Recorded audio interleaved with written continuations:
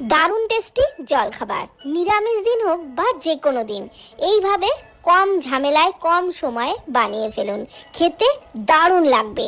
তো এই রেসিপির জন্য প্রথমেই ডোটা মেখে নেব। তার জন্য একটা বোলের মধ্যে হাফ কাপ ময়দা, হাফ কাপ আটা, পরিমাণ মতো লবণ আর সাদা তেল দিয়ে ভালোভাবে মিশিয়ে এইরকম একটু মুঠি করে দেখে নিতে হবে। মুঠি মতো হয়ে গেলে অল্প অল্প জল দিয়ে ডোটাকে মোটামুটি সফট করে মেখে ঢাকা চাপা দিয়ে 10 মিনিটের মতো রেস্টে রাখতে হবে। ততক্ষণে বানিয়ে নিতে হবে পুর। তার জন্য কড়াই সরষের তেলের মধ্যে 5 ফোড়ন, তেজপাতা, একটু হিং, গ্রেট করা আদা, কাঁচা লঙ্কা কুচি দিয়ে লো ফ্লেমে নাড়াচাড়া করে দিয়ে দিলাম অল্প জল, একটু জিরে গুঁড়ো, হলুদ গুঁড়ো আর লঙ্কার গুঁড়ো, অল্প গরম মশলার গুঁড়ো দিয়ে মশলা ভালোভাবে কষিয়ে নিয়ে দিয়ে দিলাম সিদ্ধ আলু, পরিমাণ মতো লবণ দিয়ে আলুটাকে সমস্ত মশলার সাথে ভালোভাবে নাড়াচাড়া করে ভেজে আলুর পুরটাকে নামিয়ে ঠান্ডা করে নিলাম।